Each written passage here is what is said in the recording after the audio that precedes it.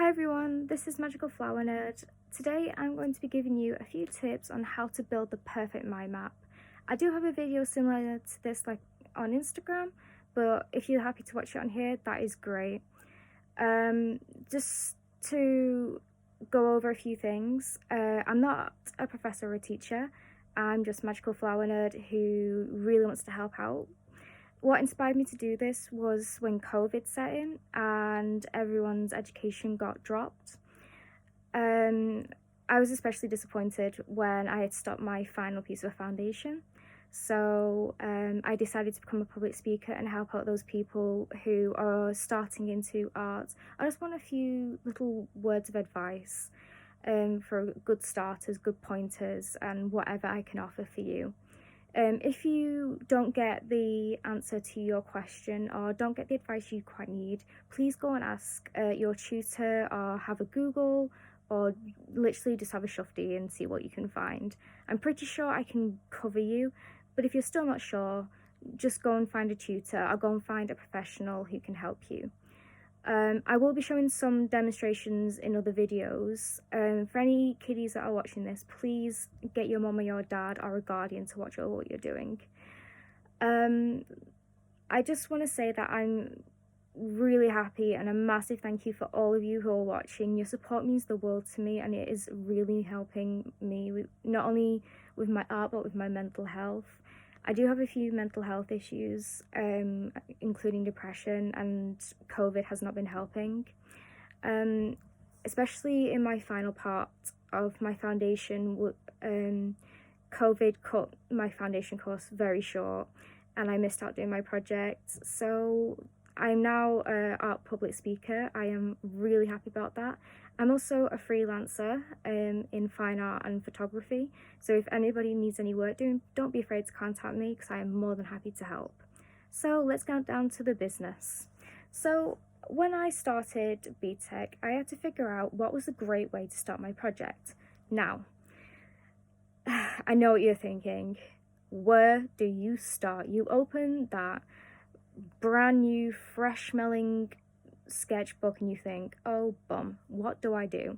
Well, I'll show you. Now I have a brand new, high quality, brilliant, no I don't, I have a low quality billboard, but I think it'll be enough to get the point made.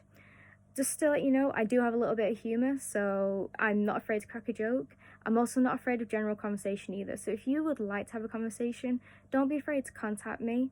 You can give me an email or contact me on Facebook or Instagram. I am Smiles for Miles, so let's have a look at my board, shall we? Let's get stuck to everything. My studio is still ongoing. I'm trying to find a really good one, so you'll have to put it with my bedroom for now, but I hope you can just follow my guidance and everything will be okay.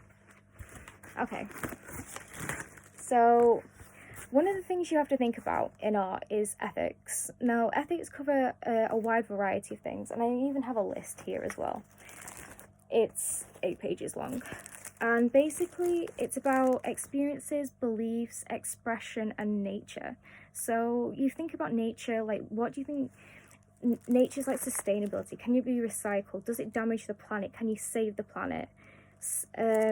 Also, like problems that are going on now, like unequal pay, materials that are used in fashion, so for example recycled plastic in dresses. So this is something you should really consider about in your work. I can show you an example now if you like. So here, it looks a little bit messy, doesn't it? But I've actually just built a billboard out of a vinyl case. I'm so sorry. So here, I found some wrappers lying around the house. All this billboard is 100% recyclable. So either I can keep reusing it as an example, or when it's ready to go to the big billboard Heaven in the Sky, it can be recycled again into something very pretty. So here, I have a colour palette. It's got a mixture of the colours that I think fit for autumn. My theme here from the billboard is autumn and fading. So I built a billboard colour palette from recycled wrappers of red and brown and orange, and I got these from making a mind map.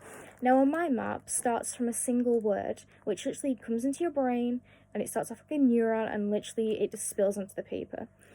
So I started with woodland, because when you think of autumn, you think of sticky leaves and crunchy branches and woolly jumpers and freezing coldness and traffic jams.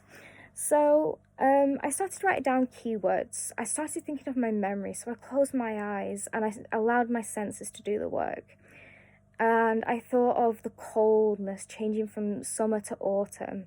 I thought about my fashion sense. So instead of wearing heels and sandals, it goes to boots. And like literally, just from my senses, from my sight, from my smell, from my taste, I thought of pumpkin pie. I thought of boots. I thought of all kinds of things. And literally one word just turned into hundreds, and it just exploded all over the place. So I thought next about media. I thought, okay, so autumn, you tend to think of leaves and stuff, organic, botanical, fractal themes. So I thought of like, if you want to draw with mulch, what could you achieve with that? Could you draw it on a large scale? Could you draw like miniature viewfinders from photography? Could you use wax? Could you use shibori? Could you use batik methods? Batik, by the way, is drawing with wax. And shibori is where you can modify fabric by using steaming methods. Both very ancient methods, by the way. I also thought, could you draw with sticks? Could you make models and sculptures out of ceramics? You know, I thought of all kinds of things. I thought about creatures that you could draw from. And not only can you just draw from these, you can find viewfinders. You can put tape over a certain part of your work and draw from that. And the slightest thing like that can literally lead to your final project. On my Instagram, I talk about never like discharge an idea, because you never know when that will come back. So if, for example, you have a drawing and you think, oh, bomb, that is not what I wanted, that does not mean you have to throw it away, because you never know in your next project. You could be looking at lines, you could be looking at like abstract patterns, and you can use them as viewfinders, you could use them as collages. Never throw away anything. If you're an artist, you know this is like the golden rule, because you never know when you might need it. Nothing should ever go to waste. You can even put that in your ethics. For example, these wrappers were meant to go in the bin. Now they're my colour palette. Now they could be the mixture to the paint that I need. So you never know when you need things. Never discharge. It's always part of the snowball effect. And the snowball effect is when one idea rolls up into another idea, and then it keeps on going, so you have that final piece. So, once I did my word bank, I decided to take this further. Now, my billboard / my map became my dead animal. As a kid, I found a dead animal in the forest, and it was very nice. However, that was my memory, and I put fading / memories in there. So I used my memory and I drew an animal skull. You can use primary images. Now, primary means that it's done by you, and secondary means that it's from a secondary source, such as the internet, magazines, books. Now, one thing you have to do when you use the secondary image is that you have to reference it. You have to give the person credit for who you've taken it from. It's very important you do this, because they deserve just as much as credit as you do, okay? Now, underneath this, as I was drawing, I was thinking, as it's come from memory, what else is it entering my memory as I'm drawing this? And I got smells of fresh leaves, of the grass, of woodland.